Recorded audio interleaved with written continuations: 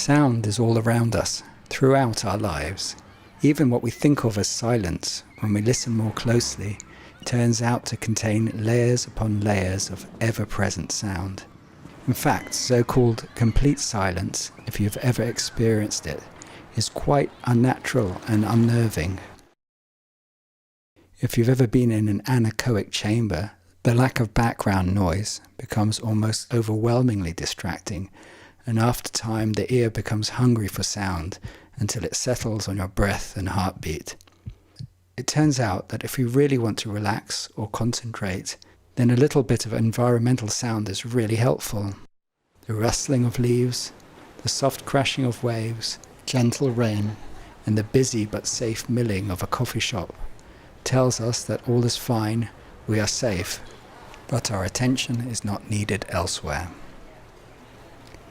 We tend not to notice the background sound in our lives, instead focusing on the important matters of who we are conversing with, or if there are any immediate threats or opportunities or reasons to shift focus.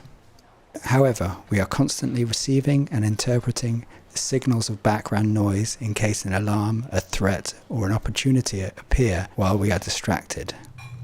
And whether we know it or not, these sounds affect our moods and productivity.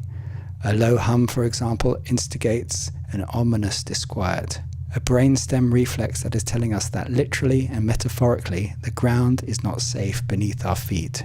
A constant high sound can also indicate a disarming breach in our safe sonic space, and that's why these elements are so often used to elicit tension in films.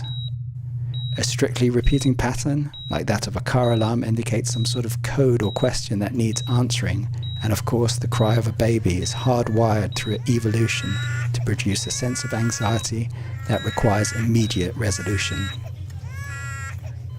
All of these sorts of triggers can be happening continuously, particularly in a hospital or clinical environment. Alarms, calls, questions, doors are all demanding attention and can become fatiguing before our conscious minds can tell ourselves that they are not for us. What can help this involuntary oral response is what might be called lucid listening, a sort of relaxed but focused concentration on the sound world, as if we were listening to the various layers of a piece of music, the low pizzicato strings of footsteps, the piano arpeggios of alarm calls, the percussive scrapes of curtains, and the choir of the people in the ward. Learning to become aware of sounds can help reduce sound-induced stress and remind us what needs our attention and what is the safe crashing of waves and rustling of leaves in our lives.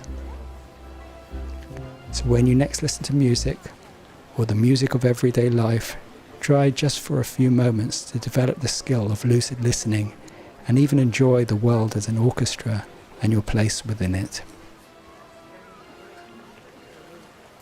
Thanks for listening.